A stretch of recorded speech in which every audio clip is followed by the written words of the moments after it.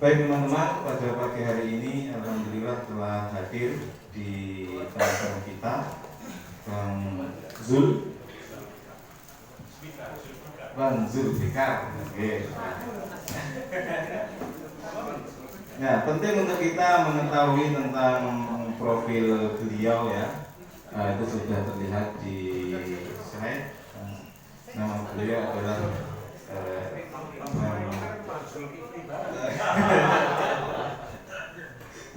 Bapak Zulfikar Al-Sadikin SIP MSI.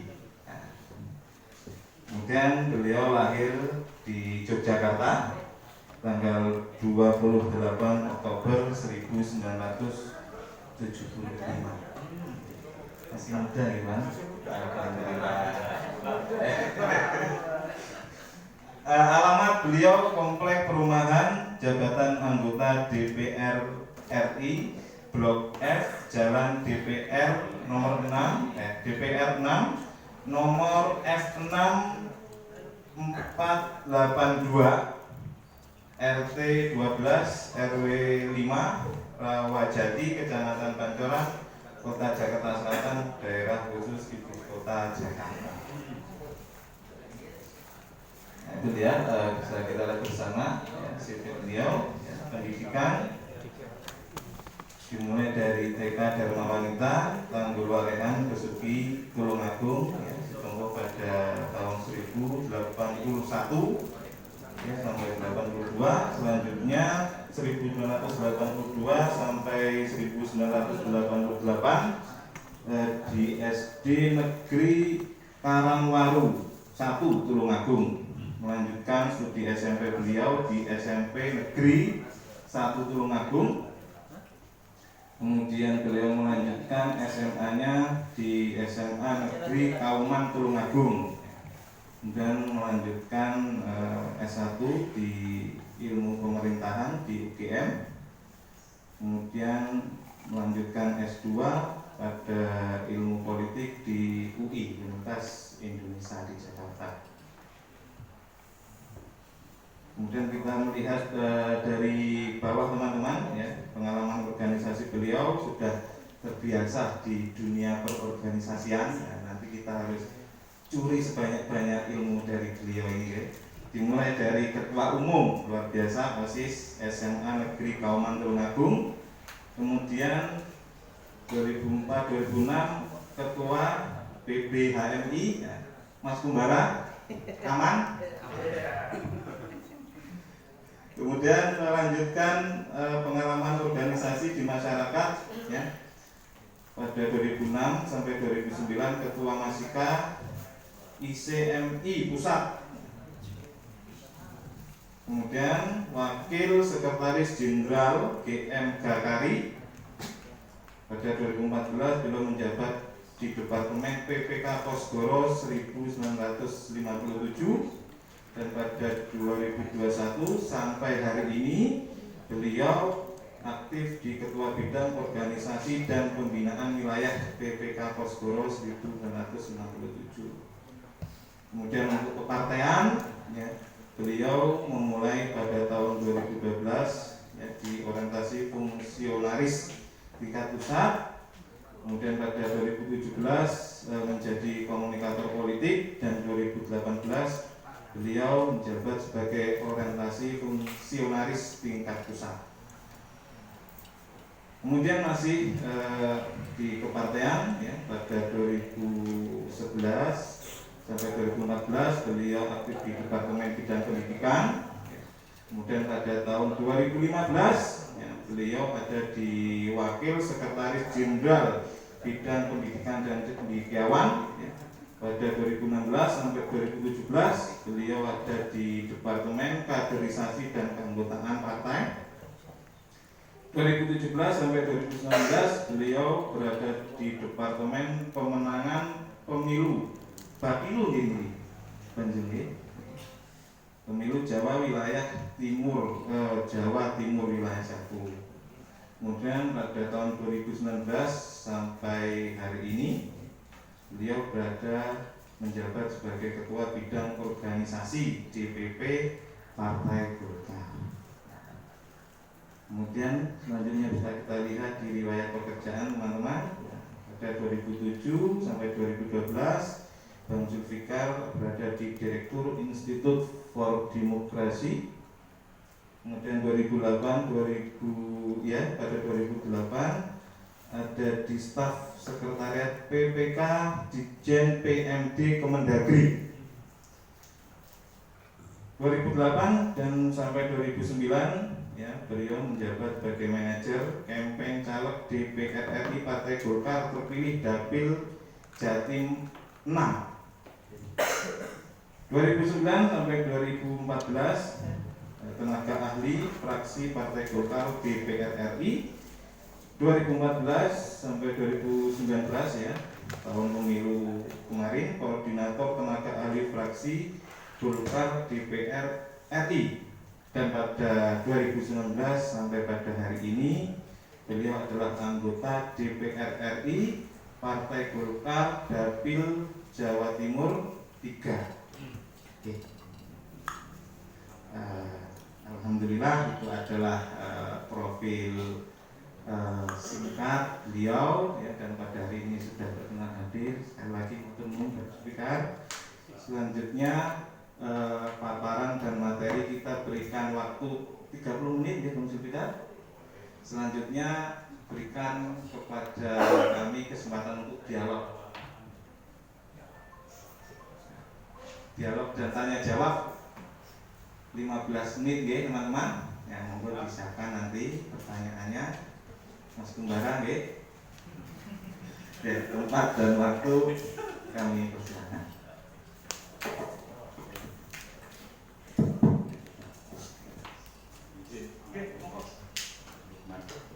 Bismillahirrahmanirrahim. Assalamualaikum warahmatullahi wabarakatuh.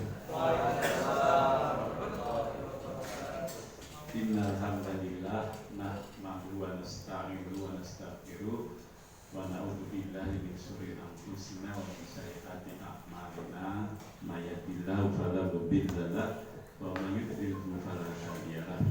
Asyhadu an la ilaha illallah wahdahu la syarika lahu wa asyhadu anna Muhammadan abduhu wa rasuluh la nabiyya ba'dah. Raditu billahi rabba wa bil islami dina wa bi Muhammadin nabi wa rasulah. Rabbi zidni ilma wa rzuqni fahma wa ja'alni minas sholihin. Yang saya hormati dan saya banggakan Pak Mukhlis Lamdi, Ketua Pimpinan Daerah Muhammadiyah Kabupaten Banyuwangi. Dua kali ini langsung ketemu dengan panjenengan ya. Lalu yang saya hormati dan saya banggakan Ketua Pimpinan Pemuda Daerah apa Pimpinan Daerah Muhammadiyah, Pimpinan Pemuda Daerah Muhammadiyah Kabupaten Banyuwangi, Saudara Lukman Hakim. Beberapa waktu yang lalu, agak lama, Januari 2020, sudah lama ya. Dia sempat main ke tempat saya nginap gitu ya. Di situ WA gitu. Nah, baru bisa hadir lagi ke sini bertemu beliau gitu. Alhamdulillah saya senang. Dua kali. Lalu teman-teman pemuda Muhammadiyah Kabupaten Banyuwangi yang saya hormati dan saya banggakan juga, beserta Baitul Arkom Dasar. Syukur alhamdulillah saya bisa hadir di hadapan teman-teman semua dalam keadaan sehat walafiat. Mudah-mudahan silaturahim kita ini ada, tadi kalau Pak Mukhlis bilang ada berkah yang bisa kita nikmati bersama, atau ada hikmah yang bisa kita petik. Pak Mukhlis, Bung Lukman ini, saya kalau di bawah saya itu biasanya manggilnya Bung atau setara dengan saya Bung. Ini saya panggil Bung Iqbal, Bung Lukman, ada Bung Bara. Ada yang saya kenal lagi itu, ini Abi ya kelihatannya ya. Oh ya. Memang Muhammadiyah sini dia. Hah? Celuring. Celuring. Kamu orang sini? Iya, Orang Banyuwangi. Oh ya. Iya, sudah lama juga datang. Saya sekarang ini Pak Mukhlis ditugaskan oleh partai di Komisi 11. Kalau dulu waktu saya berkunjung di acara teman-teman Perserikatan itu di bimbing saya di BPKI, saya di Komisi 2 selama setengah periode. Lalu periode ini tapi setengah periode berikutnya, insya Allah sampai selesai, saya ditugaskan di Komisi 11. Jadi DPR itu ada 11 komisi, sudah pada ini ya. Kan harus melek politik kita itu Pak Mukhlis. Jangan sampai kita nggak melek politik nanti dihapusi orang politik. Ya, kita ada komisi 11 ya, DPR RI itu 1, 2, 3 masing-masing punya job desk-nya, punya leading sektornya. Dan komisi 11 itu leading sektornya keuangan, perencanaan pembangunan dan perbankan. Kita punya 12 mitra kerja. Itu ada Bank Indonesia, ada bank-bank Himbara, Himpunan Perbankan Negara Himbara, Mandiri, BNI, BRI, BTN, gitu. Duit KP gitu Pak. Lalu ada BPK, ada LPP, mantan Bupati Banyuwangi itu mitra kerja saya sekarang. Mas Abdullah Azwar Anas, karena beliau sekarang kepala LKPP, Lembaga Kebijakan Pengadaan Barang dan Jasa Pemerintah Indonesia. Ya, Indonesia. Itu ya duit juga itu. Nah, kebijakan pengadaan barang dan jasa itu yang ngatur beliau ya, se-Indonesia. Prestasi lah bagi orang Banyuwangi kan, dari bupati ke LKPP. Lalu ada lembaga keuangan non-bank, misalnya Jampindo, Askrindo, lalu ada BPKP, Badan Pengawas Keuangan dan Pembangunan, apa lagi? BPK sudah, Badan Pemeriksa Keuangan, OJK, LPS, nah itu.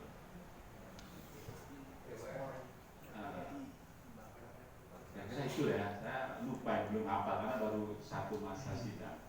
Nah, terkait dengan yang disampaikan oleh Pak Mukhlis, kalau memang teman-teman pemuda ini punya amal usaha, apalah bentuknya gitu Pak Mukhlis, ya, dan butuh apa istilahnya itu, butuh upgrade gitu ya, upgrade sarana prasarana, modal gitu. Tapi modalnya dalam bentuk sarana prasarana, bukan dalam bentuk rupiah gitu. Nanti silakan saja komunikasi dengan saya atau dengan tenaga ahli saya yang ada di dapil ya, baik tenaga ahli anggota maupun tenaga ahli dapil.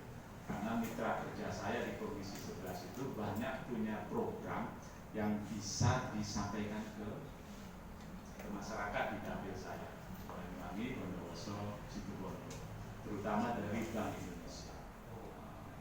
Mereka punya program sosial yang fokusnya itu kepada pemberdayaan UMKM. Dan kira-kira apa? Amal usaha. Jangan tidak punya pemuda amal usahanya. Monggo aja. Dan sama Muhammadiyah ya apa ya, ini bukan berarti saya mau pamer Pak Mukhlis, yang jelas memang saya ada keberpihakan gitu ya. Keberpihakan lebih karena saya ini keluarga Muhammadiyah, walaupun saya tidak pernah di struktur Muhammadiyah, tapi orang tua saya Muhammadiyah, bahkan ayah saya pernah ketua apa kalau dulu IPM ya, sekarang ya IPM, terus balik lagi ke IPM ya kalau nggak salah ya. Ikatan Pelajar Muhammadiyah se-Sumatera Barat. Tapi begitu kuliah, Gumbara maksudnya HMI bukan masuk IPM. Hanya setelah di masyarakat menjadi PNS ya aktifnya di Muhammadiyah lagi. Terakhir itu sekretaris PDM Muhammadiyah.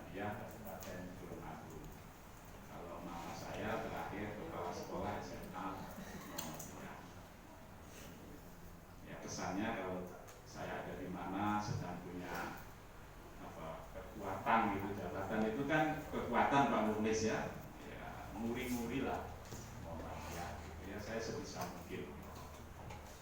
Kemarin saya baru ada ini dihubungi Bilalah kok ya alumni HMI tapi kepala sekolah Muhammadiyah Pak Mukhlis di mana itu?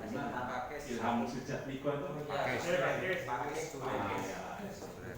ada wisuda lalu menampilkan ya hafal Quran sekian juz gitu ya, monggo lah.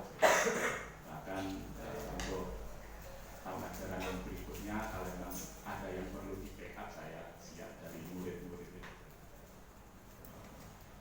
Insya Allah tidak lama lagi saya ada program dalam rangka Idul Adha itu dari Bank Indonesia memberikan saya sembako.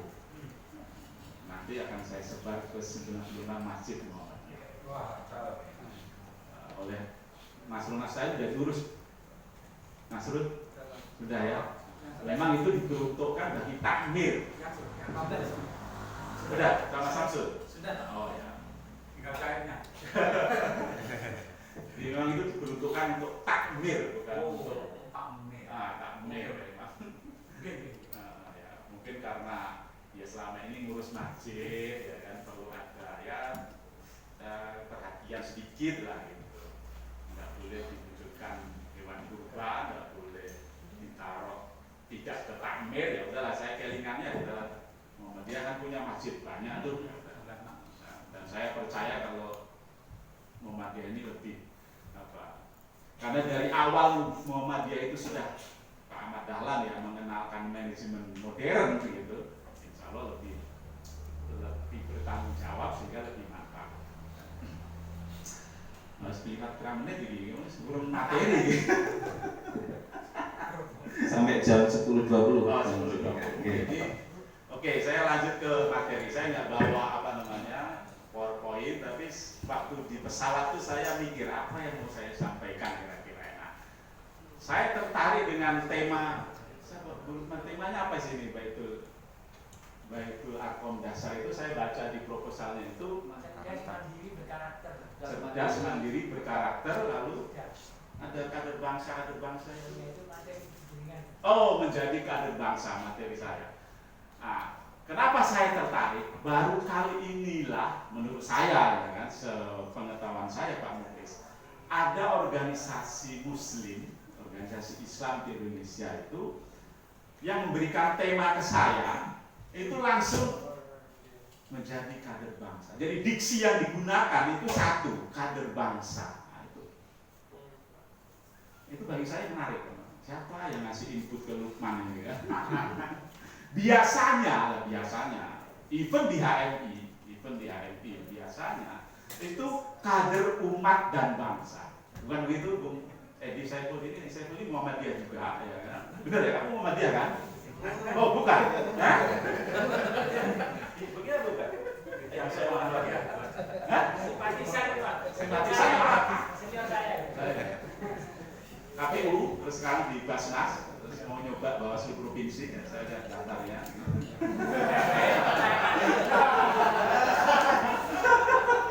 Ya, mungkin mau ketemu saya karena itu ya kan. Padahal saya dari Komisi 11 ya.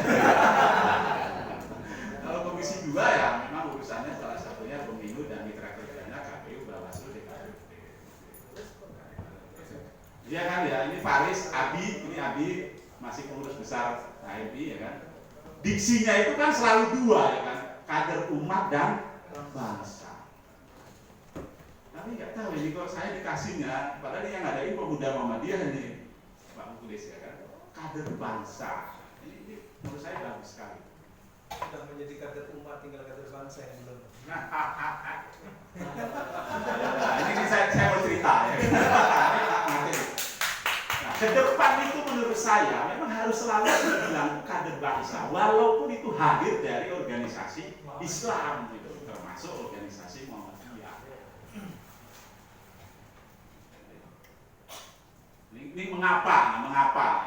Kalau kita masih menggunakan dua diksi umat dan bangsa, menurut saya kita masih split personality. Nah, mohon maaf ini Pak Mukhlis, masih split, belum tuntas kedirian kita ini belum tuntas. Kita lahir di Indonesia, kita besar di Indonesia, walaupun kita Islam, tapi kan kita berkarya itu untuk siapa? Nah, pertama, kenapa harus kita ke depan menggunakan satu diksi saja, kader bangsa? Karena kita udah merdeka. Udah merdeka gitu. 76, 70, berapa? 76, 77, akan 77. Udah merdeka. Kita ini sudah menjadi sebuah negara, sebuah bangsa yang bernama Indonesia. 77, nanti akan 77 tahun yang lalu.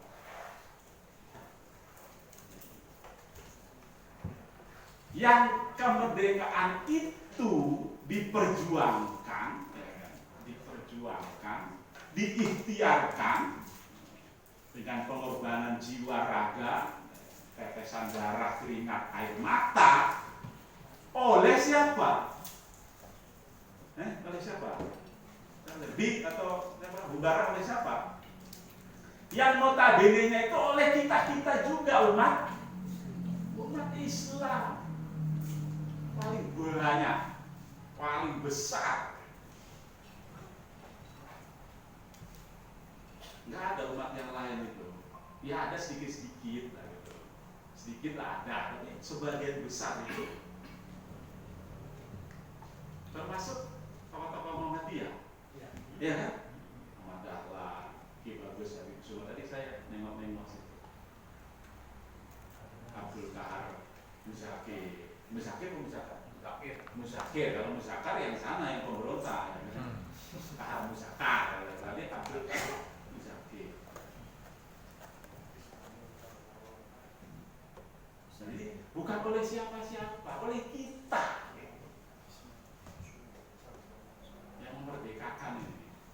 Dan kita harus bangga karena beda sama Malaysia. Malaysia itu dikasih ya oleh Inggris. Nah, kita enggak rebut, baik diplomasi, senjata, kooperasi maupun non kooperasi. Nah, sabilillah, ya Pak Muleza, ada laskar-laskarnya itu Hizbullah. Nah, kan Supriyadi itu sebenarnya dari kita juga, Islam. Banyak itu. Coba baca bukunya Ahmad Mansur Suryanegara, Jilid Api Islam. Ya walaupun mungkin ada yang menilai itu berlebihan, tapi menurut saya ada fakta yang disajikan bahwa menegaskan kita yang punya sumbangsih terbesar itu. Dan ketika kita merdeka menjadi sebuah negara bangsa itu yang menjadi dasarnya juga itu banyak diilhami oleh nilai ajaran Islam. Ya otomatis lah yang sebagian besar kita, katakanlah panitia 9 itu walaupun dalam analisis politik itu posisinya 54, tapi kan Soekarno itu Muhammadiyah, jangan lupa. Kan ada yang menilai seperti itu, panitia 9 itu posisinya 54, 5 Muslim, 4 nasionalis, tapi jangan lupa Soekarno itu Muhammadiyah, bahkan pernah pengurus ya di Bengkulu sana waktu beliau dibuang. Benar ya? Majelis pengajaran. Nah, majelis pengajaran. Muhammadiyah. Kecuali Muhammadiyah pernah punya presiden, bahkan 2 kali ya. Soekarno sama Soeharto. Benar enggak?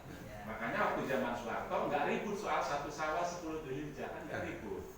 Jelas. Lebih banyak mengikuti hisab. Benar nggak? Benar apa enggak? Benar iya. Dan Menteri Agamanya nggak pernah dari NU. Lu lagi cek aja, benar apa enggak? Dicek ya.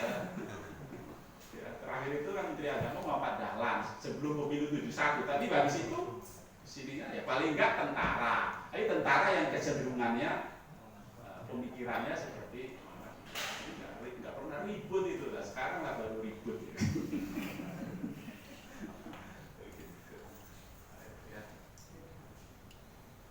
Dan kemerdekaan itu ditujukan untuk kita ini. Pancasila dasarnya itu usulnya tiga kusatiku semua itu ketuhanan yang Maha Esa. Bener ya, Lukman? Baca itu sekitar proklamasi bukunya Muhammad Hatta atau termasuk bukunya Endang Saifuddin Ansori Piagam Jakarta.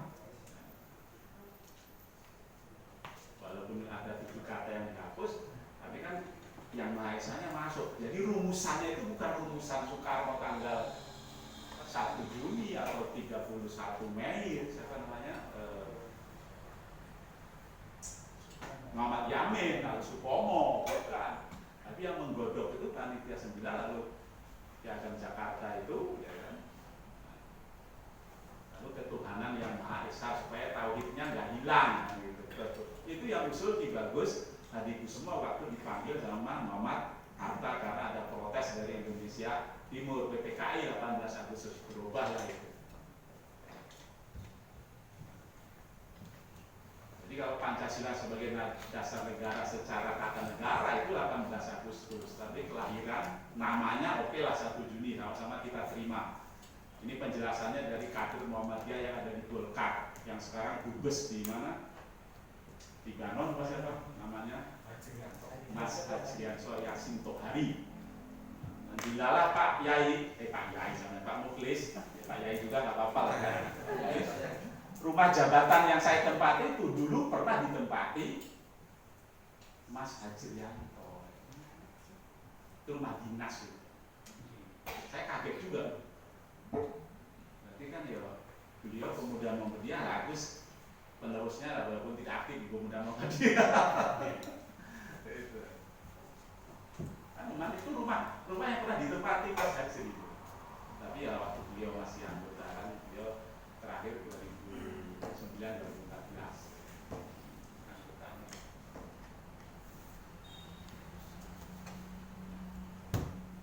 Bahkan di pembukaan itu sampai disebut atas berkat rahmat, bukan Tuhan, ya kan? Atas berkat rahmat Allah yang Maha Kuasa. Bukan Tuhan loh itu. Coba Allah. Nah, habis itu ya kan kita ini sebagian besar adalah mayoritasnya, sehingga makanya tadi itu ke depan cukup satu aja diksinya kader bangsa. Karena apa? Karena Indonesia ini kita yang menghadirkan dan untuk kita. Kenapa lagi harus pakai kader umat? Apa ingin Islami atau gimana? Kelihatan ini kelihatan mujahid betul ini kader umat.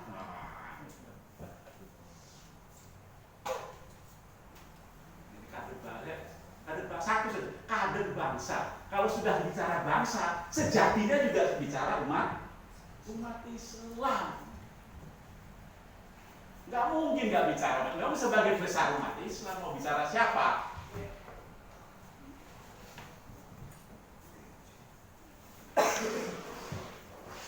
Kalau kita menamakan diri kita kader bangsa begitu, dan ke depan ini kita konsisten, artinya kita juga siap. Siap apa? Siap berkomunikasi dengan siapapun, berinteraksi dengan siapapun. Seperti apa? Seperti di Madinah waktu menghadirkan piagam Madinah.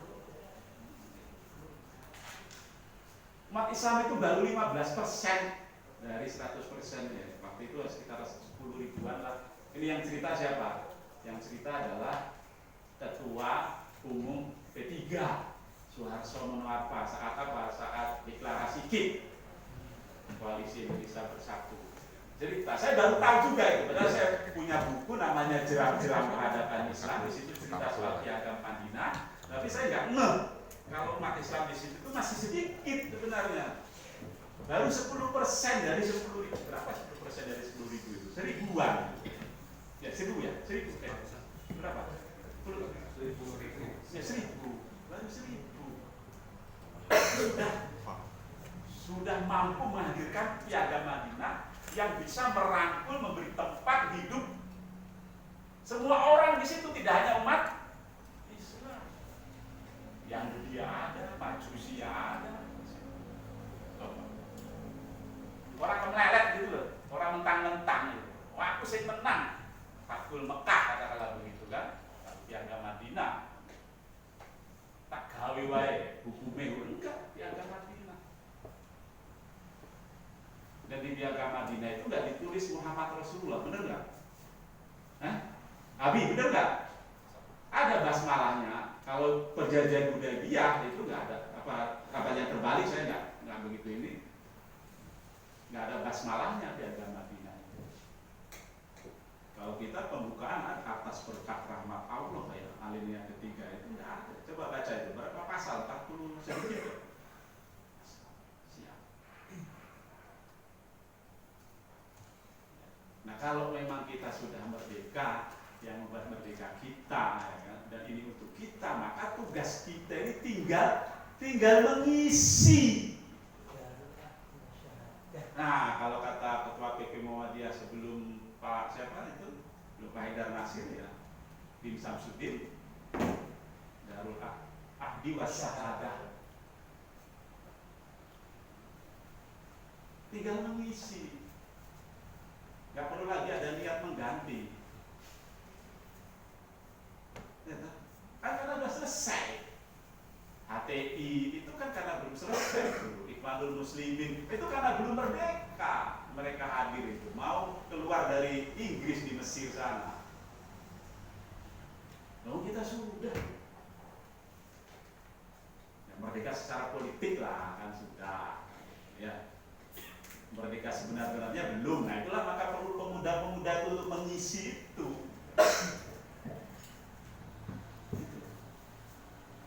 Jadi kadang-kadang saya itu agak gimana berteriak-teriak apa namanya khilafah itu. Muhammadiyah kan paling resah juga itu kan. Ya Pak Mukhlis dengan gerakan itu ya.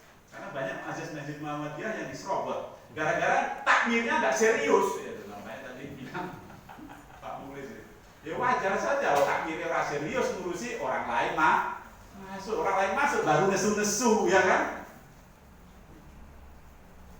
Kita ini sudah merdeka, kita yang memerdekakan ini. Kok tahu-tahu ada orang baru kemarin sore baru bangun tidur ya kan bilang ganti negara, ganti lagi. Oh, kita sudah merdeka, sudah selesai kita ini sudah. Tinggal kita mengisi. Pak Izet Mutakin itu Muhammadiyah enggak ya? Ketua ini apa namanya GPI Muhammadiyah kan ya? Nah itu mengisinya. Kalau bahasanya kayak Izet Mutakin mengisi itu ya kalau kurang garam ya tambahin garam, kalau kurang gula tambahin, maka jadilah garam, jadilah gula gitu ya, yang memberi asin, yang memberi manis. Nah itu mengisi. Kalau nggak salah gitu ya, Pak Mukhlis. Benar ya, Muhammadiyah ya, Izet Mutakin ya. Dulu ketua umum GPI zaman 60-an gitu. Mengisi. Makanya perlu diadakan ini dalam rangka menyiapkan kader-kader yang bisa mengisi kan. Kader yang siap berjuang.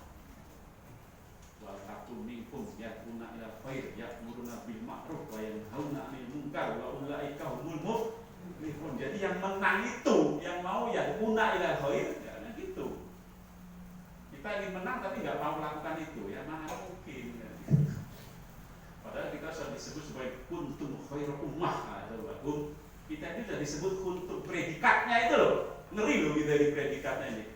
Kuntum khairu ummah. Nas. Tapi sing ta'muruna bil ma'ruf wa tanhauna 'anil munkar wa tu'minuna bil. Jadi ada sebabnya itu predikat itu diberikan, orang ujuk-ujuk gitu. Maka dari itu ke depan ya kan, nah, langkah kita mengisi itu supaya kita benar-benar menjadi kader bangsa, yang pertama kali harus kita tanamkan Lukman itu adalah kita harus punya kesadaran atau keunggulan atau kompetensi atau keahlian di bidang apa. Kalau saya yang pertama kali nih ya di bidang ini apa namanya karakter, katanya tadi apa karakter ya tadi karakter sangat penting. Rasulullah membangun ini di Mekah berapa? 13 tahun ya. 13 tahun coba. Nulis saja 40 berapa? 41 tahun. 41 tahun. Lah iya itu. Itu yang penting dulu, pondasinya itu dulu, karakter, mindsetnya, kultur setnya. Kalau orang Jawa bilang apa namanya, watak, watuk, wahing, watak, watuk, wahing, itu yang penting. Dan memang pada ya bukan pada awalnya, dan memang pada dasarnya agama itu hadir untuk itu kan. Li utamima makarimal, itu kan karakter. Innamal bu'itsu li utamima makarimal akhlak, itu kan karakter. Hampir semua ajaran Islam yang berupa ibadah mahdoh terutama, itu ujungnya pasti apa? Menghasilkan pribadi, kalau bahasa kita insan kamil. Itu karakter namanya. Itu dulu tuh. Karakter. Mindset, kultur set, habit, perilaku.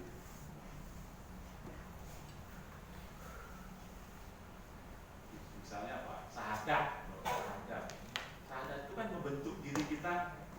Kita tidak akan takut, tidak akan menyerah, atau tidak akan loyal kecuali kepada yang satu, Allah Subhanahu wa Ta'ala. Kita hanya benar-benar berharap, bergantung, bertuhan, menghambakan diri. Tapi kira-kira apet lah itu ya. Kita menciptakan Tuhan yang lain secara nggak sengaja dan secara sadar gitu kan. Tuhannya apa? Jangan-jangan organisasi jadi Tuhan juga ya. Gitu ya. Jadi Tuhan kita bukan Muhammadiyah, kan tadi nyanyiannya apa ya? Muhammadiyah itu apa tadi? Gerakanku. Jangan sampai nanti Muhammadiyah Tuhanku, repot. Seperti saya juga yang di kader HMI, jangan sampai HMI jadi Tuhan saya, bukan. Tuhan saya tetap Allah Subhanahu wa Ta'ala. Ini hanya alat saja, alat untuk menghasilkan itu dari karakter. Sholat, inna sholata tanha anil fahsai wal. Jadi kalau sholat tidak mampu membentuk, itu yang disalahkan jangan sholatnya. Kadang-kadang mungkin anak-anak muda itu yang masih mencari jati diri, ya sholatnya sih salah-salah. Sholat ke 5 waktu, dosa waktu aja. Kita dalam sholatnya di mana? Puasa juga, puasa sama ya, membentuk karakter. Jadi karakter, haji juga begitu, zakat juga begitu. Jadi karakter itu menjadi apa? Buah, menjadi buah dari apa yang kita kerjakan, dari apa yang kita lakukan rutin itu. Bahkan dia menjadi standar penilaian. Nah coba, Muslim, mukmin, apalagi kalau kita buat sertifikasi itu muhsin, terus mukhlis, muttaqin. Nah, itu kan standar kan? Standar. Dan hampir semuanya itu dari muslim sampai muttaqin itu terkait sama apa? Sama apa? Terkait sama karakter, sama perilaku, sama akhlak, sama watak wahing itu tadi, habit itu. Tidak ada yang lepas dari situ. Ya, itu ya. Mulman. Ini namanya baik dulu akom dulu baik. Coba. Kita ini sampai malu sekarang ini. Ya Pak Muklis, kejadian yang tadi diceritakan itu. Bangsa Indonesia itu ya memang ini punya kita, makanya harus kita jaga, kita isi gitu ya. Bahwa ada persoalan, iya, tapi harus kita selesaikan. Bukan kita teriaki terus menerus, bukan. Tapi kan itu jadi refleksi kita. Hampir semua sektor itu punya masalah. Hampir semua sektor itu bopeng istilahnya. Apa bopeng itu? Bopeng itu apa? Gempil, rusak. Tidak ada yang tidak rusak itu. Coba sebutkan aja, ayo. Sektor mana, aspek mana? Coba. Event yang namanya pondok pesantren, coba saya bilang. Event yang namanya lembaga pendidikan. Oh no lah. Kejadian itu. Wes bener-bener apa tadi kata namanya dolim ya. Dibelok ya. Gimana itu ya? Oh jelas dolim. Memang belum terbukti tapi kan ketok loh. Tinggal pengadilan saja memutuskan.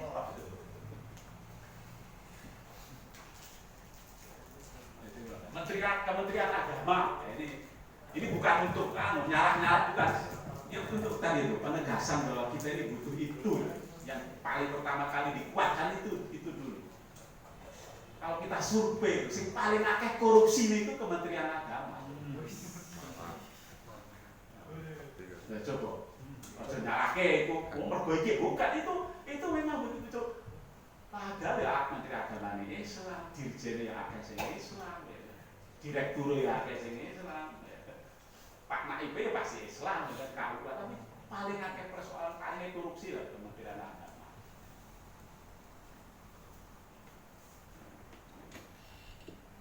Mana yang susah gitu ya kan. Itu gara-gara menurut saya itu karena kita kalau dulu sih bahasa awalnya nation building, lalu apa namanya nanti karakter building. Terakhir Pak Jokowi bilang revolusi mental. Nah, kita sudah lama turun itu. Dan Islam bisa sampai kemana-mana itu karena karakternya itu. Rasulullah punya sahabat-sahabat, punya khulafa ar-rasyidin yang karakternya itu lomot jelas cetok, ora abu-abu. Kayak politik kan abu-abu. Cari ini ya kan. Cetok jelas. Cetok welo-welo. Apik ya apik, hak ya hak, batil ya batil. Awake dhewe kan ya ngono ning aja.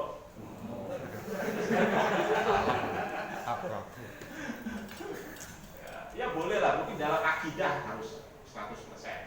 Ya, penting akidah 100% dalam akidah. Mungkin dalam muamalah boleh lah. Wajar dalam muamalah karena kan kita berhubungan dengan banyak pihak, banyak hal, banyak pemahaman gitu ya, banyak perbedaan pengetahuan ya, itu wajar. Tapi kalau akidah raiso ya, tidak bisa ya, ditawar kalau akidahnya 100% ya Gusti Allah sudah itu. Nabinya Rasulnya ya Muhammad, karena ada yang lain. Jadi ya karakter ya. Nah ini karakter itu memang nggak bisa, sebentar itu nggak bisa. Makanya dalam Islam itu dimulai dari kapan untuk membentuk karakter itu? Dimulai dari milih bojo. Nah, coba. Ya, milih bojo itu kan nggak punya istri ya? Oh sudah, tapi yang belum. Ya, boleh kamu menikah karena hartanya, karena keturunannya, karena pendidikannya. Boleh. Ora salah iku yo apik, ning aja lali kan gitu. Saya ndak hafal lagi sih, ning aja lali. Tetep sing utama niku milih mergo apa nih? Agama. Agamane ora mung sekedar Islam tok gitu lho, agamane bukan maksudnya ya muslim, mukmin, mukhlis, apa namanya? Muhsin, mukhlis, muttaqin ngono. Harus kerasnya kan. Nah, udah saya kurang ya. Ini baru siji ya kan. Habis itu ketika nikah ya benar-benar kan disakon golito kamu itu apa namanya mengambil dia halal tubuhnya itu karena Bismillah atas nama Allah kan itu ada kesadaran begitu ya. Sehingga bisa muasyarah bil ma'ruf. Aja aku bojo lanang, awakmu sing kudu melayani aku. Wah itu zaman biyen itu kan kultur. Sekarang nggak bisa. Sekarang bahasanya kolaboratif, ta'awanu 'alal birri. Makanya kan bahasanya muasyarah bil ma'ruf, saling buat baik. Aja lali lek anu ndonga, bahkan disuruh wudu, bahkan sholat. Iki ora zaman apa namanya candong saiki ya kan kesusu. Bismillahirrahmanirrahim langsung digarap. Jadi rentetannya itu banyak, tidak sekedar Baitul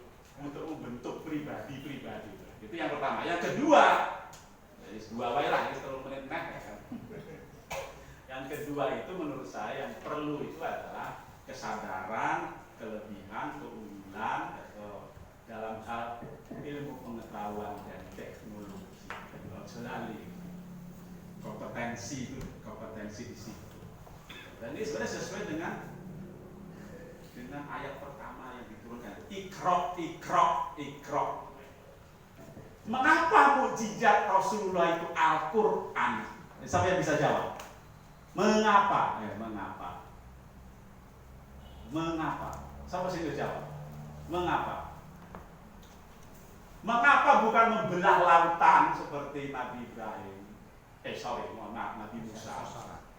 Mengapa tidak tahan dibakar api seperti Nabi Ibrahim? Apalagi yang hebat-hebat itu menghidupkan orang mati seperti Nabi Isa. Mengapa? Mengapa kok Al-Quran itu pesan gitu bahwa zaman kita ke depan ini zaman akhir zaman. Jadi Rasulullah sudah akhir zaman loh. Jadi akhir zaman sudah. Makanya disebut akhir zaman itu kan itu nabi terakhir, rasul terakhir. Gak akan ada nabi rasul. Tamil ambiya wal mursalin di foto ini terus itu maksudnya tamil ambiya wal mursalin itu. Jadi dikunci seorang meneh lah ya. Itulah disebut akhir zaman itu di situ. Gak ada lagi akan muncul nabi rasul terakhir, selawe wis terakhir. Kenapa ayatnya ikro bismi rabbika dan kemudian itu tanda bahwa gitu, penguasaan kita akan iptek itulah yang akan menentukan peradaban manusia ke depan. Bukan sihir, tadi ada bilang sihir. Bukan sesuatu yang wow, bukan. Kayak menghidupkan orang mati, bimsalafil lepra sembuh. Mau diombeni gitu ya, tiba-tiba pinter anak bukan itu. Ada yang itu, ngapa kok orang wanita angkat anak kiai, waduh, disuruh lompat dari pohon kelapa satu ke pohon lain, piye ora masuk.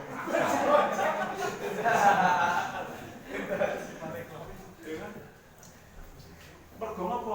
Mergo ilmu metafisika.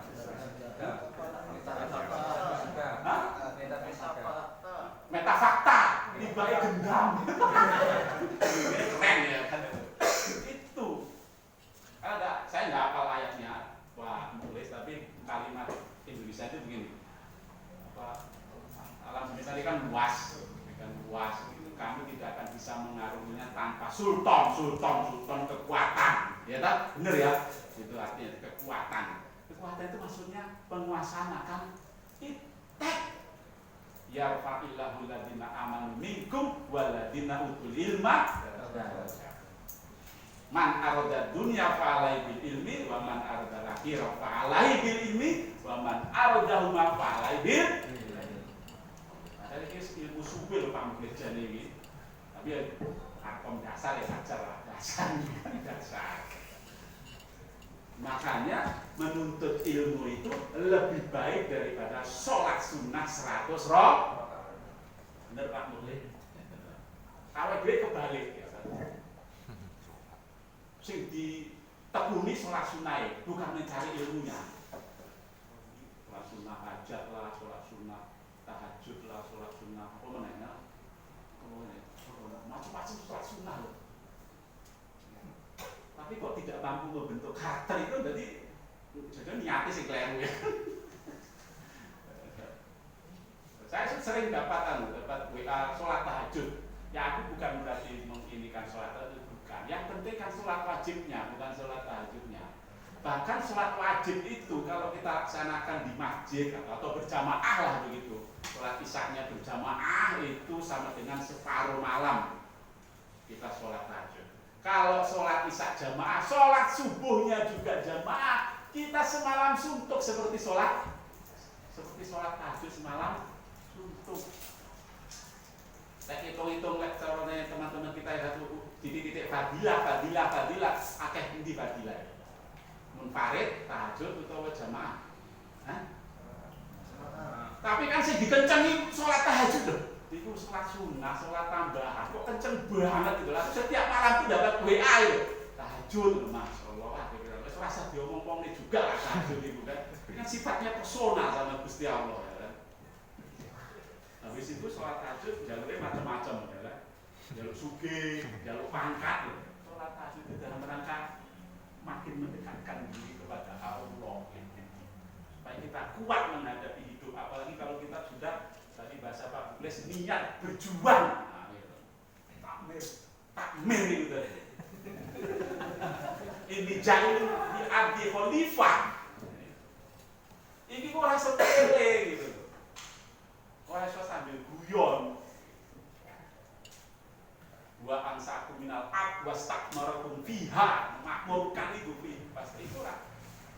Itu perlu itu tadi karakter dan ilmu. Terus loro cukup wis entek. Mudah-mudahan bisa dimengerti. Ada kurang dan salah, mohon maaf. Wabillahi taufiq. Assalamualaikum warahmatullahi wabarakatuh. Waalaikumsalam warahmatullahi wabarakatuh. Baik.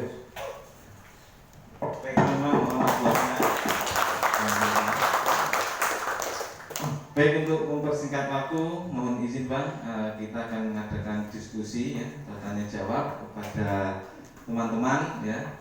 Tadi Bang Zulfikar sudah banyak memberikan materi ya, terkait komisi yang sekarang beliau ada di dalamnya, kemudian ada program yang ditunjukkan kepada Muhammadiyah. Kemudian juga beliau banyak berbicara tentang kader umat ya, sampai dengan pentingnya kita menjadi kader yang berkarakter dan penuh kesadaran. Baik teman-teman, mungkin kita batasi ya pertanyaannya, gitu Bang? 2 ya? Baik, monggo tidak dibatasi kata Pak Mukhlis. Baik teman-teman. Oke. Oh, monggo siap. Iya. Ya, kalau ketua memang ya. Harus ada semua. Terima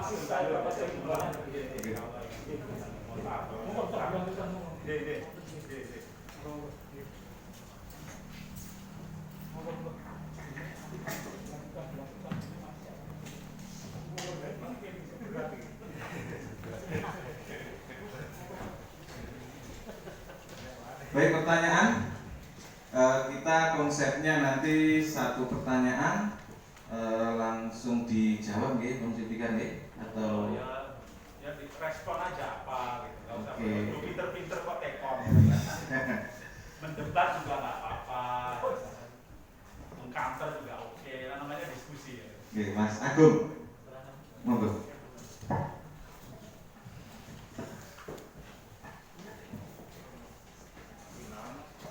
Terima kasih, perkenalkan nama saya Agung Jadwiko, Bung Zulfikar. Kebetulan saya menjabat di Pemuda ini wakil ketua bidang ekonomi. Jadi saya tertarik apa yang disampaikan jenengan tadi terkait program pemberdayaan UMKM dari Bank Indonesia. Jadi begini, mungkin ini juga apa yang menjadi kendala ya, dan permasalahan yang ada di Pemuda Muhammadiyah ya, terutama di cabang-cabang. Jadi teman-teman cabang ini sebenarnya kan, terutama tadi juga pesannya dari Bapak Ketua BDM bahwa salah satu dari misi Muhammadiyah di Banyuwangi ini ya, yang paling utama itu adalah pemberdayaan ekonomi. Dan ini memang sudah sudah waktunya kita bersinergi terus membalikkan ekonomi umat itu. Beberapa waktu yang lalu itu saya sama Menkominfo berkunjung ke Banyuwangi.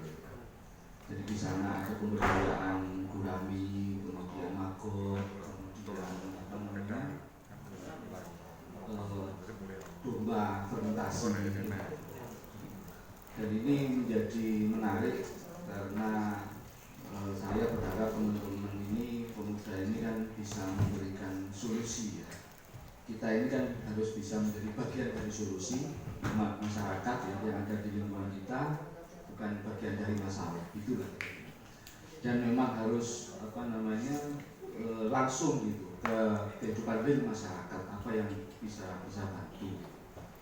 Tetapi teman-teman cabang ini kan butuh jaringan ya, terutama terkait dengan satu modal, kemudian sarana dan prasarana, Jadi apakah itu nantinya mungkin kita bisa bersinergi dengan unsur Fikar ini yang bisa memberikan manfaat kepada teman-teman cabang ini, karena teman-teman ini kan punya keahlian bidang masing-masing. Tinggal kita ini support butuh apa gitu. Jadi saya mohon dibantu. Misalkan contohnya Makot itu kan di lingkungan kita itu kan banyak sama-sama organik ya, yang banyak dibuang di TPA-TPA yang milik desa-desa itu, dan itu dibuang begitu saja. Padahal di situ ada nilai pemberdayaan dan hasilnya sangat luar biasa kalau dikelola secara baik. Karena kita makro itu kan bisa mencerna organik, kemudian jadi pakannya ikan dan seterusnya.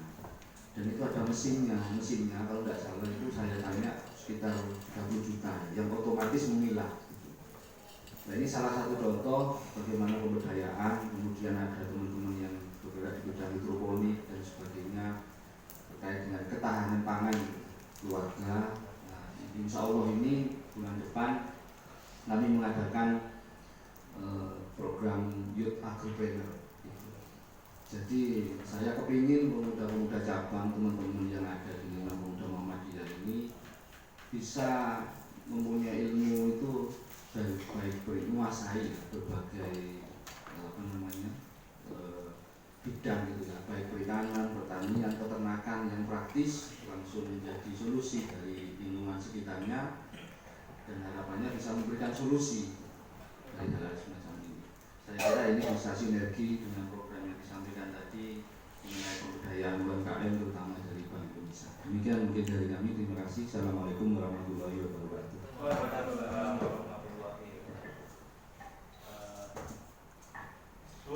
Bung Agung Jatmiko. Jadi silakan nanti komunikasi selanjutnya dengan TA yang baru dilantik itu. TA saya juga itu, Untung Afrilianto, pengurus pemuda Muhammadiyah cabang cabang Kabar. Jadi apa dia? Jadi Ketua. mantap gitu. Ketua. Padahal mantu di sana dia itu. Hebat ya. Muhajirin lah dia. Muhajirin tapi dapat tempat ya dari ketua pemuda cabang Muhammadiyah Kaplah. Jadi Bung Agung TA saya itu ini yang ikut ada selain Untung tuh ada Ahmad Tarisul Firdaus. Nah, ini orang pembibitan genteng. Lalu ada Baitullah Salim Al-Nasihah. Nah, ini orang Muncak. Lalu ada Ahmad Yeni Alfa, ini Wongsorejo. Lalu Nasrul Nasta'in itu perserikatan juga itu, Nasrul Nasta'in itu Seluruh ya, Sin. Nah, kalau mau belajar soal ternak sama dia itu, dia sudah punya pemberdayaan. Kamu pernah ngajari pemuda Muhammadiyah atau gimana? Belum pernah, Pak. Loh, kalau kan dia warga Muhammadiyah itu. Nasrul Nasta'in itu. Pengalamannya untuk ternak kambing ya. Di Bondowoso, TA dapil saya itu menstimulir magor. Ya, Misbahul Munir ya. Saya udah dikasih ininya gambarnya. Monggo aja. Kalau memang harus saya bantu langsung, saya biasanya bantu langsung. Kalau yang ringan-ringan gitu ya. Tapi kalau harus menggunakan mitra kerja saya, buatlah ini proposalnya. Tapi yang diminta itu sarana prasarana, bukan uang tunai ya. Sarana prasarana apa? Mesin, apalagi apalah pokoknya teman-teman punya. Yang penting itu teman-teman sudah ada memulai usaha dulu. Ojo kira-kira mulai, bukan begitu, sudah berjalan, tapi ingin expand gitu, ingin berkembang, ingin luas gitu. Nah, perlu modal, terutama modal sarana prasarana, monggo. Nanti biar teman-teman itu mengasih tahu lah cara buat proposalnya gimana. Nanti kita ajukan, nanti ada survei. Yang sudah di survei itu apa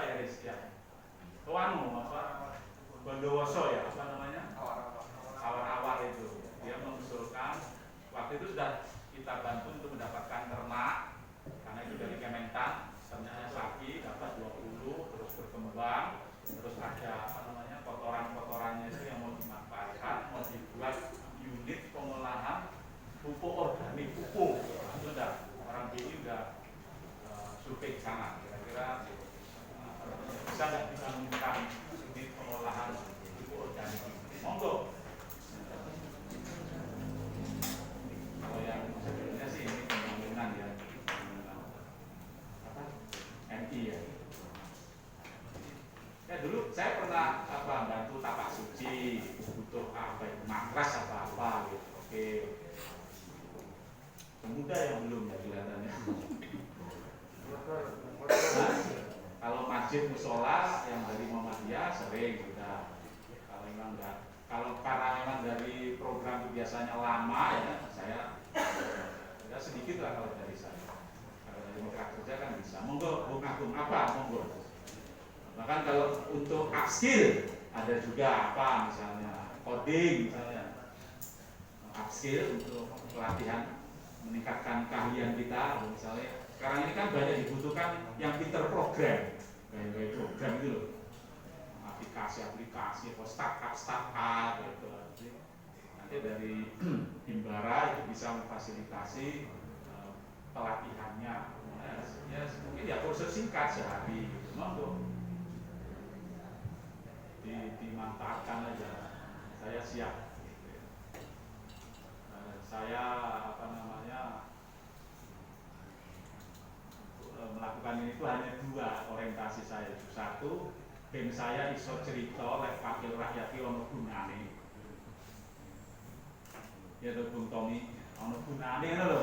Masyarakat sebagai wakil rakyat kita kan punya wakil rakyat 7 nih, Banyuwangi, Bondowoso, Situbondo itu. Saya salah satunya karena saya baru dan bukan orang sini ya. Saya perlu banyak cerita ono gunane itu. Yang kedua orientasi saya ngarep dadi swara, ngarep.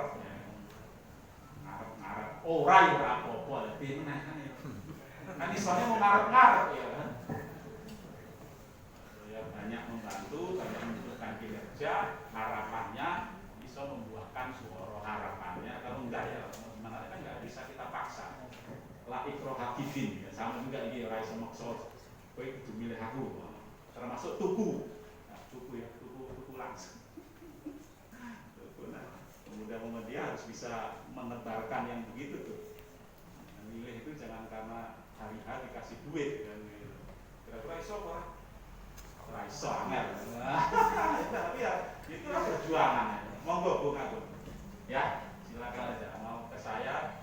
Nanti kalau saya ya tak suruh teman-teman itu tolong silaturahim ke rumahnya, ajak ngobrol apa yang dibutuhkan. Ada proposal disiapkan, isi proposalnya gimana, nah, itu nanti teman-teman yang tahu.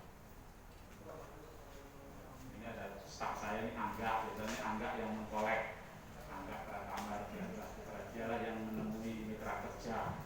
Saya telepon dulu, ini mau datang staf saya, dilayani ya.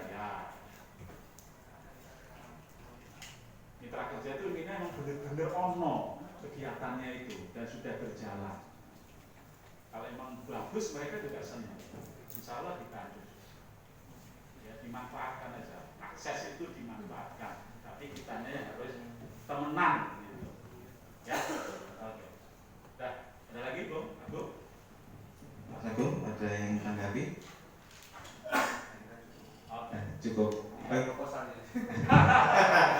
Berarti mohon izin Mas Agung minta nomornya TA-nya Bang Zuma. Saya ada juga itu. Nah itu bisa nanti ya Mas. Nanti tanya Untung tuh. Untung kan sudah jadi pengurus Muhammadiyah. Pemuda Muhammadiyah. Oke, siap. Di situ sudah ada. Baik teman-teman selanjutnya, baik dari Glimor, monggo.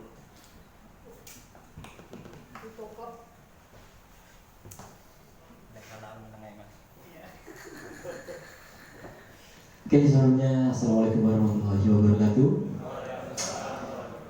Perkenalkan Bapak Bang Zulfikar, nama saya Imam Sudra Dimas. Panggilannya biasanya Dimas, Pak. Pak Untung itu mantu saya. Oh iya. Jadi kalau misalnya sekarang jadi ketum cabang Kabat, dulu mantu saya di HMI. Jadi sama-sama ketemu sekarang di sini. Oke, langsung. Kalau tadi Mas Agung berbicara tentang mungkin bantuan dari Bang Zul, kalau saya mau bicara tentang materi yang Bang Zul tadi bilang bahwasanya tentang karakter. Kalau misalkan seperti ini Pak, kita fenomenanya kan sekarang seperti ini. Kita dibenturkan antara ideologi negara dengan ideologi kita sendiri yang istilahnya dibenturkan secara tidak langsung. Disuruh memilih antara Pancasila atau ideologi kita, kan seperti itu. Kita ambil contoh seperti kemarin isu yang terkait kan KPK yang mengatakan seperti ini, sampai milih agama atau Pancasila, kan seperti ini. Berarti kita dibenturkan secara tidak langsung, Bang Zul. Nah, yang pertanyaan saya kepada jenengan ya, pendapat jenengan pripun terkait masalah ini? Karena memang orang-orang kan kalau misalnya di bawah mungkin pernyataannya hanya sekadar menurut saya kan seperti itu. Tapi kalau mungkin dari DPR RI itu mungkin beda lagi, kan seperti itu Pak. Nah, mungkin bisa dijawab Bang Zul kalau misalnya pendapat jenengan terkait ini seperti apa. Mungkin itu saja dari saya, kurang lebihnya saya mohon maaf. Billahi taufiq wal hidayah. Wassalamualaikum warahmatullahi wabarakatuh. Imam ini pernah WA saya juga kalau nggak salah ya? Enggak pernah. Belum pernah. Siapa ya? Imam Sutra Dimas. Oke, bagus. Jadi begini ya, saya mau cerita agak panjang. Sebenarnya yang terjadi itu, ini kan pengalaman Eropa, ini baru masuk ke sini. Itu bukan pemisahan agama dan negara. Ini kan harus kita luruskan. Yang terjadi itu sebenarnya, tapi kan nggak enak kalau dibilang orang Eropa bilang itu ya. Yang terjadi adalah pemisahan gereja dan negara. Coba baca buku ya tentang abad pertengahan itu, sehingga ada muncul Protestan, agama Protestan itu zaman Aflarun, Renaissance itu. Karena Imperium Romawi Timur, Bizantium itu zaman Nabi Isa. Nabi Isa kan nggak ada sudah, ya kan? Diangkat oleh Allah, bahasanya diangkat. Ada yang bilang itu memang di langit kesekian, ada yang bilang kerasulannya dicabut, ada yang bilang memang mati ya. Itu akhirnya kan Paulus ya, itu berkolaborasi. Ya, berkolaborasi dengan Romawi sehingga Romawi menjadi Kristen yang timur lah ya. Ya kan? Terus terkesan gitu dia menjadi agama resmi kerajaan Romawi saat itu, Kristen. Nah, lama makin kuat ini gereja ini, sehingga setiap raja yang mau dinobatkan harus mendapat restu dari gereja. Bahkan cengkraman gereja sangat kuat saat ini. Ada peristiwa Kopernikus, Galileo yang sampai gara-gara beda pendapat aja ini pusat atau matahari yang pusat itu kan inkuisisi. Ya, sebenarnya zaman kita juga kekhalifahan kita ada juga seperti itu. Al-Quran ini makhluk apa, ini kodim apa makhluk apa kekal apa makhluk kan gitu. Zaman siapa itu? Al-Ma'mun ya kalau nggak salah. Al-Ma'mun ya. Ya Al-Ma'mun ya, Persia. Nah, gitu. Sampai yang bilang ini apa namanya kekal itu dihukum kan di penjara. Ya. Ini kan Al-Ma'mun itu lebih cenderung ke Mu'tazilah kalau dari sisi teologinya, aliran pikirannya, ya, kan? Sehingga dia sangat mengedepankan rasio Mu'tazilah. Ya, Al-Quran itu ya makhluk kan gitu. Ya memang sih semua di luar Allah itu ya makhluk, hanya Allah lah kholiknya. Nah, termasuk Al-Quran. Tapi kan inna nahnu nazzalna dzikra wa inna lahu lahafidz. Kan gitu, Al-Quran ini dijamin kan gitu ya. Sehingga dia tidak ada kalau memang bumi ini juga tidak ada kiamat kalau gitu ya. Nah, lama-lama kan kuat nih gereja ini. Pernah nonton film apa namanya itu? Siapa? Yang Tom Hanks Da Vinci Code. Waduh, repot. Bang, kamu nggak pernah lihat itu? Yang di Trans City ada kok itu, Da Vinci Code itu. Wah, itu menunjukkan bagaimana gereja sangat kuat pengaruhnya. Ya kan? Nah, lama-lama kan mereka despotis kalau bahasa politiknya itu, nggak bagus gitu. Akhirnya mengekang kan kebebasan berpikir. Ya, itu tadi ada benturan antara, sebenarnya bukan antara agama, antara gereja dengan ilmu pengetahuan. Agama itu sangat mendukung ilmu pengetahuan, sangat itu. Jadi ikro tadi, kalau kita ikro, Kristen pun sebenarnya seperti Yahudi, kan satu sumber sebenarnya kan, sama-sama dari Ibrahim. Dan sebenarnya semuanya Islam, hanya berbeda ketika turun-turun itu beda. Ya. Akhirnya timbullah Renaissance itu, protes. Ya. Mereka menggunakan slogan itu pemisahan gereja dan agama. Tapi bukan gerejanya, agama dan negara. Mestinya kan gereja, bukan agama. Bukan agama yang dipisahkan dari, tapi sebenarnya gereja. Itulah mengapa Nietzsche itu bilang Tuhan sudah mati, lalu Karl Marx bilang agama itu candu. Itu bukan agama yang candu, bukan, tapi perilaku gereja adalah itu yang menjadi candu itu, yang memang sudah jauh menyimpang. Makanya timbulnya protes, ya kan, Martin Luther King gitu kan, lalu John Calvinis gitu, dengan slogannya pemisahan agama dan negara. Tapi pada dasarnya bukan pemisahan agama dan negara, tapi gereja dan negara. Hei kamu gereja, kamu tuh ngurusi agama, ya wes, agama dalam arti sempit, ya wes, iku urusanmu. Negara biarlah kami yang urus. Jadi gitu Mam ya. Nah di kita Islam nggak ada. Dan sebenarnya Islam dan negara itu tidak apple to apple. Agama dan negara itu nggak apple to apple. Yang satunya institusi, yang satunya nilai, yang satunya ajaran, yang satunya organisasi.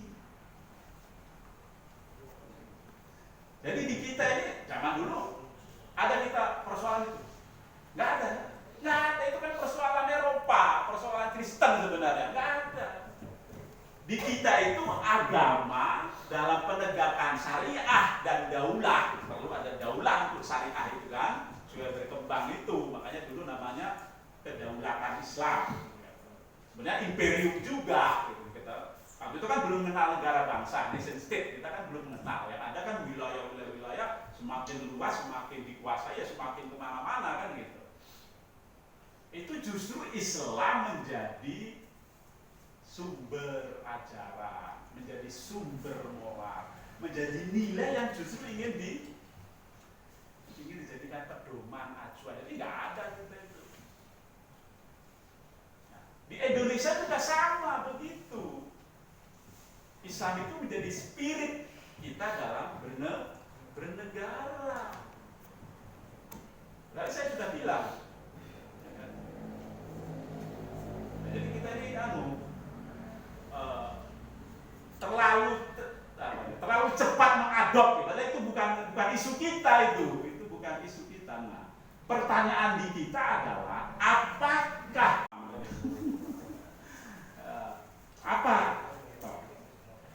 pemimpin itu hadir bukan dari elit dalam arti ini di pusat aja,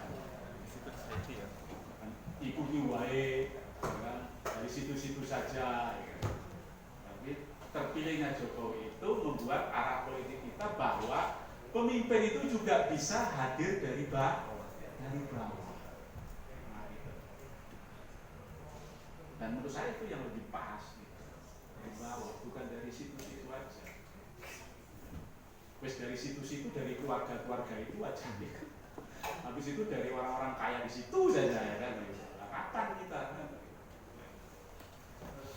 Jadi kalau bahasa sederhana saya, Jokowi terpilih itu bisa membuat anak-anak kita itu punya mimpi. Siapapun bisa jadi presiden. Kan itu bagus toh. Ini yang positif ya. Kan kita harus melihat sesuatu itu kan ada plus minus. minusnya. Jadi harus ada yang positif, yang negatif. Kayak kan segala sesuatu kan seimbang kan, gitu ya. Kan, hukum keseimbangan itu kan salah satu penopang alam semesta ini ya, benar ya. Nah, ini kan seimbang. Ini yang positif, yang negatifnya teman-teman mungkin udah lebih banyak tahu. Ini saya ambil yang positifnya. Yang negatif, nah tiba-tiba anak mantuli juga ya, nah itu mungkin yang negatifnya kan gitu. Yang positifnya itu, jadi dari orang yang berasal dari daerah, dan menurut saya itu pas. Kalau memang kita ini mau meningkat ke yang lebih tinggi, lakukan dulu di skop yang kecil, ada naik lagi yang gitu.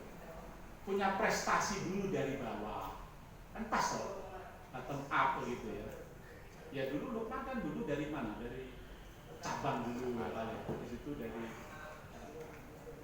mungkin kalau kita kepala desa dulu, camat dulu. Sebenarnya beberapa tempat sudah begitu, beberapa orang sudah ikut. Tapi kan ini kita ingin melakukan pelembagaan. Gitu ya. Supaya fighting carry salah satu negara yang makin maju itu makin terstruktur dia. Termasuk dalam jalur-jalur menuju puncak itu makin maton gitu. Orang nanti suka kene wet, nanti suka kono wet, nah ini piye kan gitu toh. Rasulullah kan juga begitu. Rasulullah itu punya gelar Al-Amin, itu juga nggak sembarangan deh. Kamu tahu apa kisahnya di balik itu? Nggak tahu. Karena kan kita wis Al-Amin, seolah-olah itu taken for granted, ya kan? Oh, pastilah Rasulullah pasti Al-Amin lah. Nah itu gelar itu dimiliki dari beliau kecil, bukan ujuk-ujuk. Gitu. Gara-gara apa? Gara-gara ada seorang lah nitip barang ke Rasulullah. Oh iya, tahu yang dijaga waktu itu. Yang laki-lakinya itu iya kan? Meninggalkan tapi belum balik tetap Rasulullah menjaga barang. Iya, kan sampai orang itu kembali balik kaget loh. Masih ditungguin. Masih di situ ditungguin, dari situlah gelar Al-Amin itu didapat. Jadi kita ini lebih ke, kalau dalam bahasa sosialisme itu predikat yang diperjuangkan, bukan yang diberikan. Ngerti-ngerti buah komedi dalane Robert Raden Mas Tumenggung. Ini ngerti Kanjeng Tumenggung, nah itu piye. Dan itu lebih substansinya, lebih ke Islam, lebih esensinya. Karena yang Islam juga yang dilihat itu iman dan amal solehnya, bukan agamanya tok, bukan dupeh ketua pemuda Muhammadiyah pasti wapik, urung mesti ketua lek jabatannya, tapi wong iki begitu mas saya itu tuh. Nah, arah politik kita ini ke depan juga begitu, sama. Yang dilihat itu bagaimana sepak terjang dia itu pada saat memimpin dari bawah. Ada nggak prestasinya? Apakah prestasi itu sungguh dirasakan masyarakat? Apakah lebih banyak masyarakat yang terangkat dengan kinerjanya? Nah gitu. Lalu nanti ya pribadinya bagaimana, keluarganya bagaimana. Nah itu kira-kira deh indikatornya itu. Kita harus mengarah ke sana. Ojo dari yang sini aja. Dupeh apa? Dupeh anake. Ya emang dalam buku Robert Mitchell teori elit begitu. Pemimpin itu berasal dari elit. It's okay. Para rasul juga di daerahnya itu, di wilayahnya elit juga. Tapi elit yang tidak ujuk-ujuk gitu kan. Tidak semata-mata karena dia diberi, karena turunan, enggak, karena perjuangan. Muhammad itu jadi Rasul itu perjuangan, bukan karena gara-gara ke Gua Hiro, bukan. Ada jejak-jejak, ada tapak-tapak yang memang mengarahkan, oh pantes lah jadi Rasul. Oh cilik wes Al-Amin ya kan. Waktu muda sudah bisa menyelesaikan persoalan apa? Waktu Ka'bah diserang apa namanya? Tentara Yaman itu kan Hajar Aswadnya kan jatuh ya kan. Masing-masing suku rebutan. Waku. Akhirnya Rasulullah punya ide bentangkan kain panjang. Nah, bener ya? Iya. Angkat sama-sama. Kan marung kabeh tapi itu ada jejaknya, ada tapak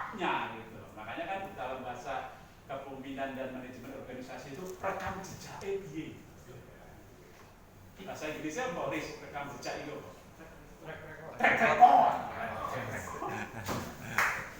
Padahal kita udah, sebenarnya kita ini kaya deh, kaya Islam dan Indonesia ini kaya sebenarnya, kaya nilai dan kaya pengalaman, kaya hikmah lah kalau bahasa agama, hikmahnya itu banyak betul. Jika kita mau menggali, jadi di situ kalau saya sih, sekarang lihat aja siapa.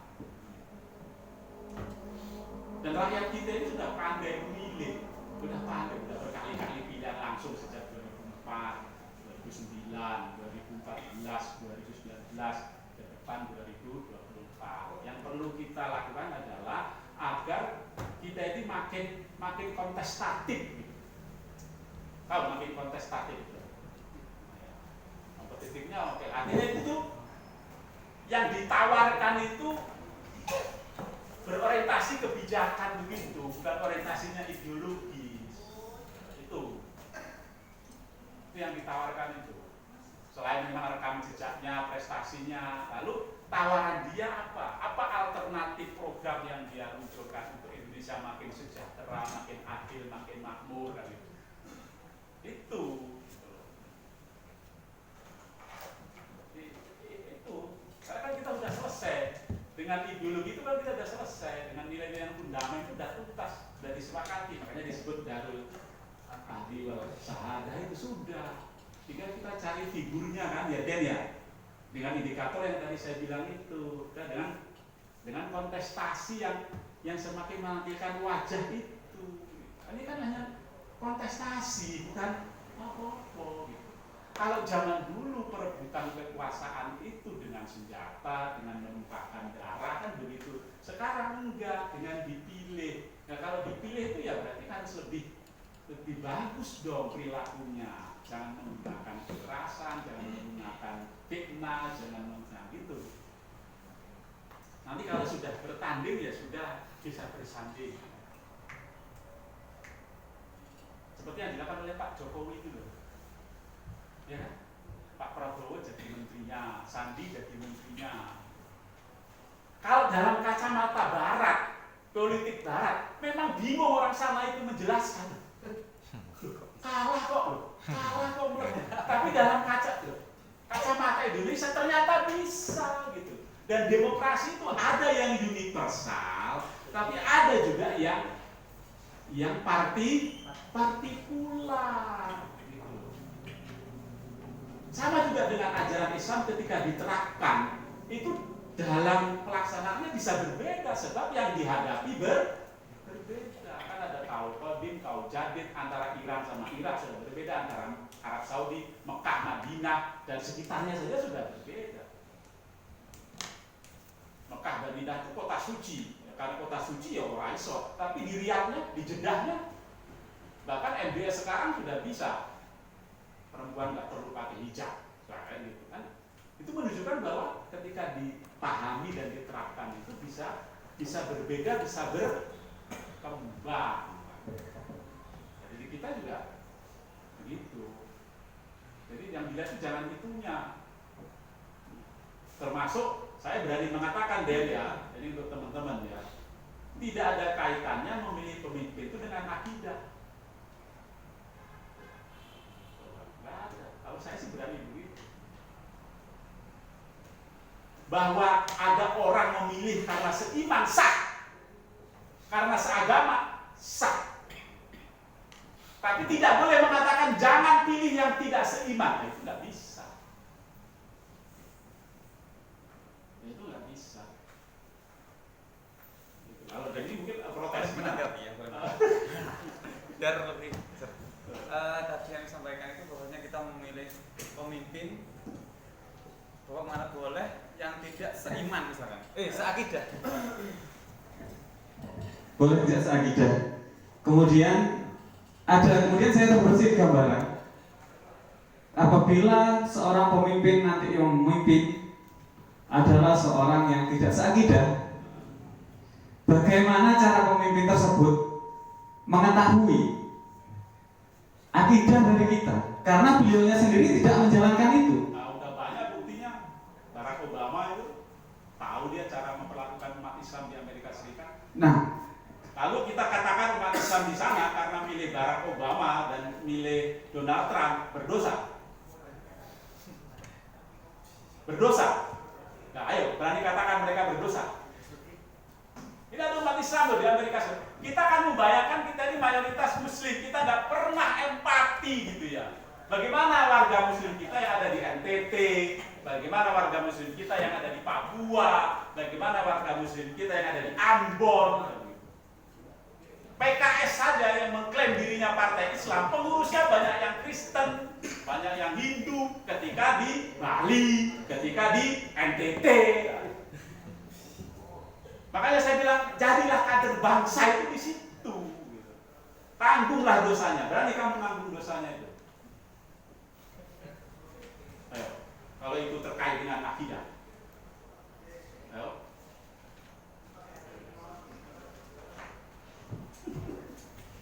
Tanggung dosanya. Dosa itu. Oh, bahkan udah kafir. Ayo, berani begitu? Yang di Eropa, yang di Amerika. Bahkan orang Kristen berani mengatakan milih. Orang Kristen kan milih Islam juga loh, karena yang kasus Indonesia katakanlah begitu. Karena yang dihadirkan tuh, alhamdulillahnya selama ini presiden wakil presiden itu beragama Islam Muslim. Orang Kristen berani mengatakan, kamu milih Islam dosa besar kan? Kamu kan agamanya Kristen, kok milih orang Islam? Ada yang bilang begitu orang Kristen?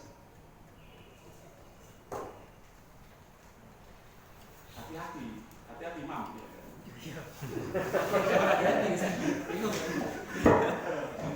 Loh, waktunya apa? Orang kosong, orang asik ya. Jadi gitu. Kita harus luas, kita harus benar-benar bil hikmah wal mau'izatil hasanah. Harus begitu. Nggak bisa sembarangan gitu, nggak bisa. Mungkin ini saya ini Zulfikar ini sembarangan juga. Loh, tapi kan saya bisa tunjukkan fakta. Iya kan? Anda nggak berani mengatakan itu dosa. Nggak berani. Aku kan butuh fuqaha, aku kan butuh mujtahid, ya. Bukan soal itu. Nggak bisa, Pak. Nah, kita ini beragam di situ kan. Dilarang saja waktu di Madinah ya khulafa Rasulullah muslimnya. Sekarang bagaimana supaya itu tetap muslim kan gitu. Tapi kan jangan semata-mata muslim, yang lebih baik lah mukmin, terus muklisin, mutakin. Artinya esensinya. Artinya apa? Substansinya. Itu indikatornya. Indikatornya dia pernah berbuat apa zaman dia jadi pejabat itu. Yang dia perbuat itu dirasakan nggak manfaatnya? Masyarakat itu semakin seneng nggak? Makin bahagia nggak? Ya kalau makin susah untuk dipilih, kan gitu toh, dan ya terserah teman-teman lah, kan banyak tuh nama-namanya sudah, cari aja, teliti lagi. Yang penting itu atas dasar pemahaman pengetahuan yang kita miliki, kita otonom gitu, benar-benar kita mencari gitu, bukan karena kita dikasih duit, karena kita ditekan, karena kita ditakut-takuti, karena kita diancam, bukan. Nah, saya sih terserah, Partai Golkar sudah punya, ya kan? Calon presidennya, ketua umum kita ini Partai Golkar. Tapi bener-bener maunya, bener-bener bisa nyalon apa enggak ya, kita juga belum tahu kan, butuh konco partai liane, mulane punya P3 sama PAN, paling berat tiketnya wis ono kan gitu, yang lain tiketnya sih bingung. Tapi kan itu masih dinamis, tapi bahwa indikatornya indikatornya ke depan itu berubah, dan saya setuju dengan itu. Dan itu baru substansi dan esensi ajaran Islam. Tidak karena bangsawannya, keturunannya, itu boleh, anaknya boleh, tapi apa tapak-tapak yang sudah dia torehkan, apa prestasi-prestasi yang sudah dia hadirkan. Dan itu orang Muhammadiyah harus begitu. Ya, Tom, itu namanya kader Muhammadiyah.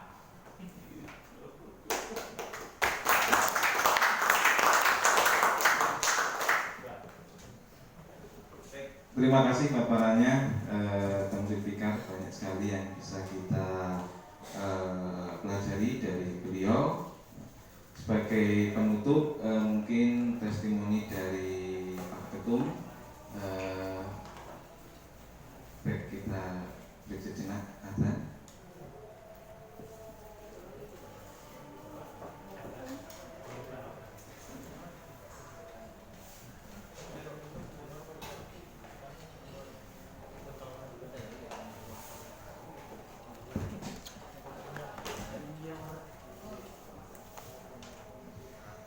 Saja kami sampaikan ke Bang Zul, selamat datang, terima kasih sudah hadir. Dan ini karakternya Muhammadiyah banget. Bayangkan anggota DPR suruh ngisi juga lewat telepon, selesai. Sama dengan kita hubungi Pak Muklis. Nanti ini yang dimaksud kader bangsa itu adalah orang yang berkarakter Muhammadiyah, walaupun tidak pernah berproses di Muhammadiyah, tapi berkarakter Muhammadiyah yang hari ini membangun bangsa. Itu kami menyebutkan adalah kader bangsa. Dan kami diakui bahwa ternyata bapak-bapak kita, senior kita yang ada di HMI itu rata-rata adalah orang Muhammadiyah. Makanya karakter yang muncul karena anak-anak orang Muhammadiyah kalau di Banyuwangi ada Pak Yatno, ya, ada Pak Jarni. Ternyata bapak-bapak kita itu ada rata-rata senior yang waktu itu belum terbentuk ya, sehingga warga Muhammadiyah maka tidak asing ketika teman-teman HMI itu banyak yang masuk di pemuda Muhammadiyah, tapi ini ilat Pak. Nah ini memang nyata kan gitu. Nah, banyak kader Muhammadiyah yang ke kuning, yang ke hijau, hampir tidak. Nah, ini harus kita akui betul bahwa mulai gampang. Jadi ini untuk pemuda Muhammadiyah itu gak sulit. Karena apa? Kulturnya sudah terbangun bahwa itu orang yang membentuk isinya itu adalah orang-orang Muhammadiyah. Nah, jadi yang kami maksud kader bangsa itu adalah orang yang berkarakter Muhammadiyah yang hari ini berproses membangun bangsa. Contohnya yang senior kita yang hari ini, itu yang pertama. Yang kedua, Banjul, kami punya 24 cabang kecamatan dan dari 27 kecamatan, jadi ada 24 jadi kita sudah punya 24. Nah, di situ banyak. Kalau tadi disampaikan, kita sudah punya di Purworejo itu pertanian, jadi tanah wakaf yang dikelola oleh teman-teman pemuda Muhammadiyah untuk menjadi lahan produktif dan teman-teman pemuda. Jadi gak jalur Pak. Inilah karakter pemuda Muhammadiyah kan, orangnya cerdas, mandiri dan punya karakter. Enek dicangking, gak enek, gak pernah melung-melung jalur di pemerintah karena kita memang dididik untuk mandiri. Gak enek iso golek dhewe. Nah, itu yang tapi kalau memang itu ada program yang butuh kita fasilitasi, kita nggak pernah nolak. Nah beda kan, gak bagus, tapi lah enek, ya ayo Mas Faris, tak ewangi entek ini kan ngono ya. Butuh pertanian, kita ada di Purworejo. Butuh ikan, koi ada di Timur. Butuh kopi, sudah jalan rata-rata Pak. Kalau mau modali gampang. Butuh ada peternakan ada di Banyuwangi, sekarang ada di Gobeng. Yang terakhir, kalau tadi pemilihan presiden kudu sing jelas kan gitu ya, cek rekor nih. Pertanyaannya Bang Zul itu termasuk sing jelas kok enggak nih undang biarkan nih. Lek jelas ya insya Allah kita doakan tahun depan bisa lanjut kembali. Sing apa ini terakhir Pak. Kalau jenengan pengen jelas dipilih lagi atau kita angkat dia berarti harus produktivitasnya bawa ambang nulis itu jelas nih pemuda. Teman-teman sepakat kira-kira ya? Teman sepakat. Dipengi Mas Faris. Pertanyaan enek, ya. Kopi enek, produksi kain batik ada, ya. Monggo tinggal pilih, kita fasilitasi. Kita tidak meminta berpesan. Memang kemarin saya diseneni sama ini Bang. Pemuda Muhammadiyah kok gak doyan duit, bukan gak doyan teman-teman. Kita ini punya karakter, orangnya cerdas, mandiri dan berkarakter. Sehingga ketika menjadi kader bangsa gak kemaruk, gak menteri hadiah iki gak ada. Muhammadiyah mengaku-ngaku. Operasinya kuwabeh menteri sak mengisor di PBI. Muhammadiyah gak pernah. Ya, itu aja dari saya. Sekali lagi terima kasih Bang Zul sudah hadir di depan teman-teman mudah-mudahan. Bagi teman-teman monggo silahkan berkhidmat dimanapun, dan bagi kader kami yang memang siap terjun ke politik atau ada yang bisa difasilitasi, monggo Bang Zul, kami siap untuk difasilitasi dan dibantu. Kalau memang ada. Habis ini saya ke kontak Afnani Akbar. Ya. kepala sekolah SMK 4. Dia mau nyalek kayak misalnya. Ada Mas Zain Kalipuro, itu juga PCPM Kalipuro. Jadi intinya gini, kalau memang ada teman-teman kita yang punya bakat di situ, monggo difasilitasi. Ada yang mau daftar KPU Bawaslu, kalau memang Bawaslu punya kemampuan di situ, monggo teman-teman kami juga difasilitasi. Insya Allah kami itu tadi hari ini memang sedang berproses sehingga ketika nanti menjadi kader bangsa itu kader yang berkarakter Muhammadiyah berdasarkan Al-Quran dan As-Sunnah. Kalau tadi membentuk masyarakat Islam yang sebenar-benarnya berdasarkan Al-Quran dan As-Sunnah. Ada tambahannya Bang Zul. Nah, nanti kita tidak perlu merubah negara ya. Jadi Islam Muhammadiyah itu tidak perlu merubah negara. Kalau masyarakatnya Islam, attitude-nya Al-Quran dan As-Sunnah selesai juga.